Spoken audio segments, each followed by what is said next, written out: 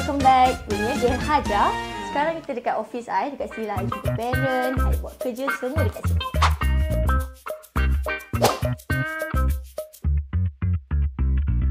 Kalau kita nak mula business childcare ni, paling penting kita kena buat background check on everything. Kita kena make sure daftar dengan JKM, PBKM, badan-badan pajak ni semua kita kena buat background check dan kita kena daftar dengan mereka lah. Parent pun akan ada trust dengan kita. Paling penting kita kena check dengan bomba, sebab bomba akan pastikan taska kita ni, layout taska ni sesuai tak untuk kids. Kita kena ada 2 exit, dari pintu masuk, kita kena ada exit dekat luar juga. So if anything happen, kita ada boleh keluar dekat belakang, kita boleh keluar kat depan. Untuk parent yang berminat nak berdaftar dengan Kidsland, boleh follow IG dengan TikTok kami kidsland.hq. Paling mudah, tekan je link kat bio kami. Terus boleh WhatsApp kami. Kami berada di Kidsland, Maxim City Light Sentul. Boleh datang terus visit.